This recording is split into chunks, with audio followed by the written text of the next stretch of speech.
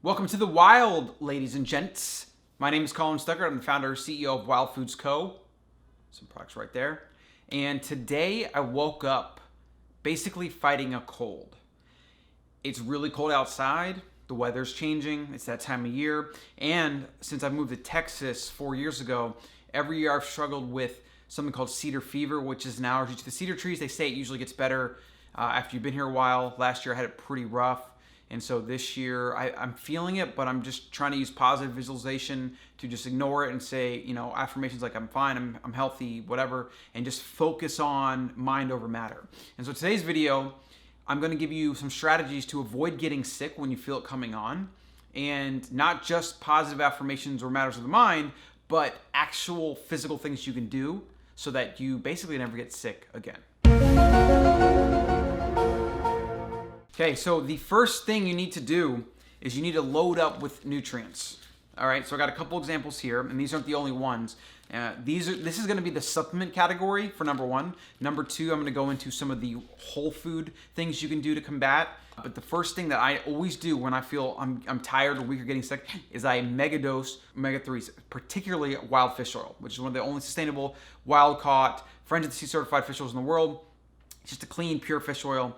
And what the omega-3 does in your body is it helps correct the balance from omega-6 to omega-3, which we all pretty much have. Like if we eat a standard American diet, even if we're eating clean and we're still eating food in our food system, it's mostly filled with omega-6, whereas omega-3 you get in wild game, fatty fish, and red grass-fed meats. It's just harder to come by them. And so what we have is in our body, in our diet, we have a abundance of omega-6 and not enough omega-3.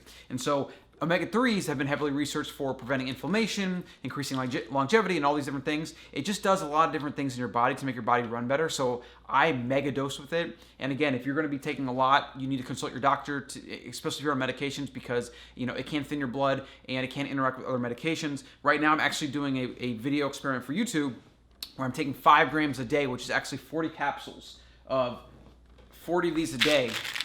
Omega dosing with omega-3. And or eating foods with omega-3, fatty fish, grass-fed beef, wild game, things like that. Even organ meats. And then we'll get into some of the real food stuff later on in the video. But that is my first line of defense. Then I'm making sure to take the wild turmeric, which is a turmeric extract with bioprene that helps with absorption. Turmeric itself is known to prevent inflammation and improve longevity. It also is a cancer fighter, etc. And so I take this as well. Again, you can find turmeric extract and add turmeric to everything in your cooking, whatever.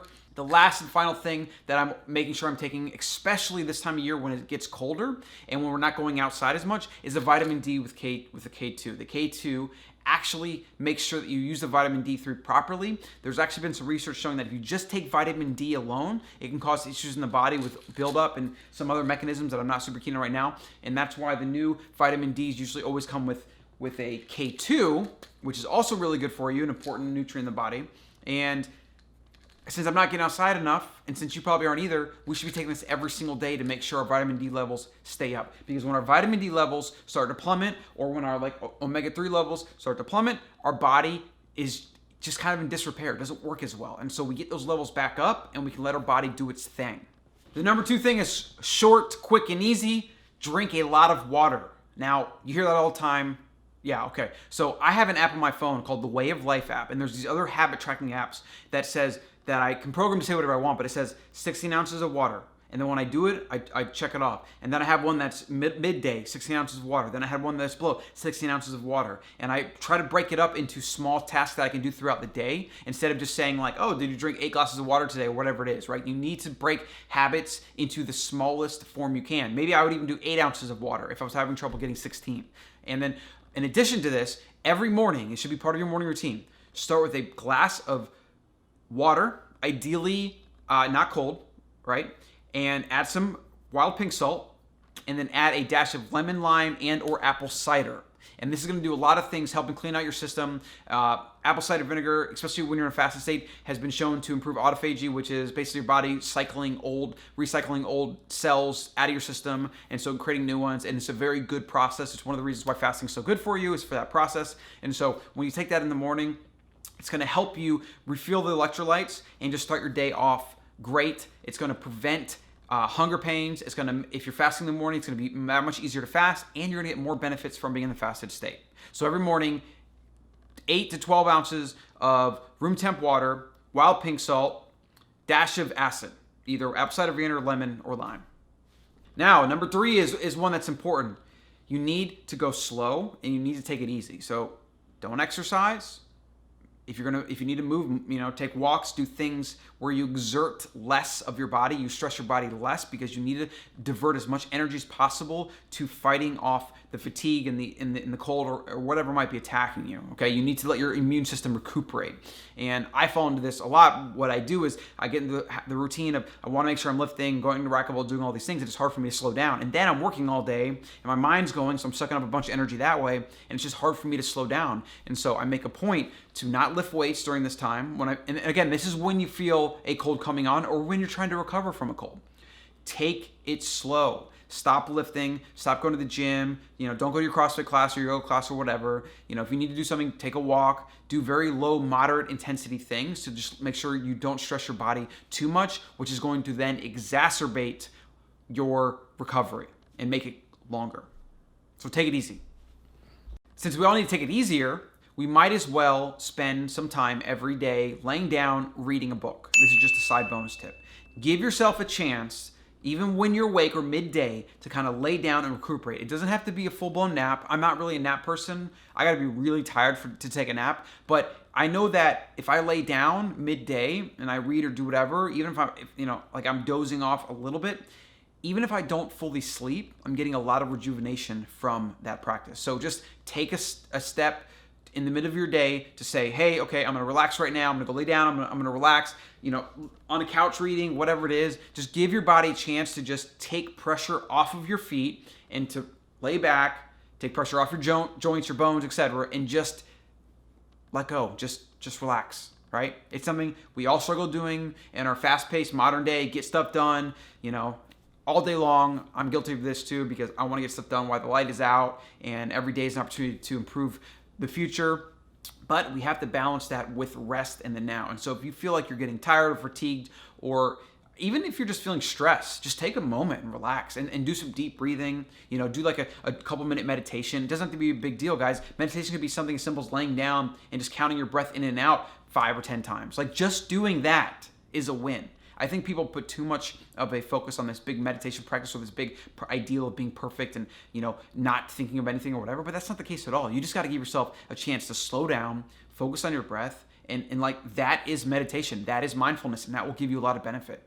And so I guess the bonus point would be, when you're feeling this way, just take a moment to meditate and just slow your roll up here. Slow your mental roll. Okay, so the final tip is to eat real whole food prepped at home. Bone broth is a great thing. You can even get it store-bought at this point. It's not that great, so I would always try to flavor it up if you bought the store-bought stuff. Add some lemon, some butter, some salt, some spices. Just do whatever you can to make it the not bland, boring broth you get at the store. We actually have a perpetual broth that we've been doing this past week, where we started with grass-fed bones, and we basically throw stuff in every single day, add some more water, add some salt, add some apple cider vinegar, and it's called a perpetual broth, and it just keeps going. And so every day we just take a ladle and we scoop some out. And what I did this morning, for my breakfast, is I ladled out 6 ounces or so, added some butter, added some salt, and squeezed some lemon in, and I kind of just whisked that up. Oh, it was so good.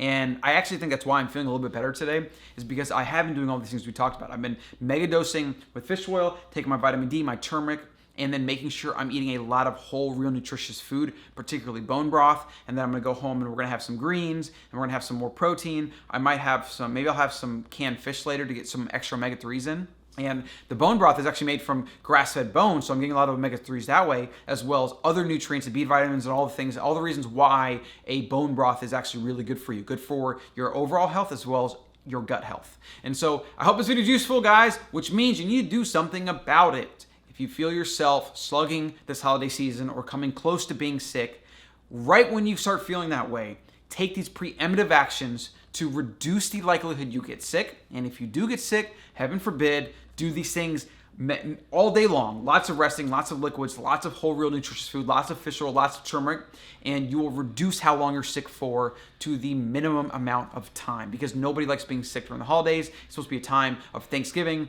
and spending time with friends and family, and it's usually busy, so like, who wants to be sick? It just sucks, right? Okay, so like and subscribe, and drop some comments below if you have any other tips for how to stay as pure and clean and not sick this holiday season. Please share.